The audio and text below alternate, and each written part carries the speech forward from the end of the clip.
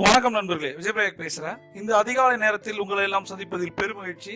இந்த நாளை கொடுத்த பிரபஞ்சத்திற்கு நன்றி. முதலில் நன்றியுணர்வு தியானம். புதன்கிழமை இந்த நாளை கொடுத்த பிரபஞ்சத்திற்கு நன்றி. முதலில் நன்றியுணர்வு தியானம். கற்றுக் கொடுத்த குருக்களுக்கு, ஆசிரியர்களுக்கு நன்றி. அவர்கள் நம்மோடு இருந்தாலும் ஆத்மாவாக இருந்தாலும் மனதார 3 முறை அவர்களை நினைத்து நன்றி நன்றி நன்றி.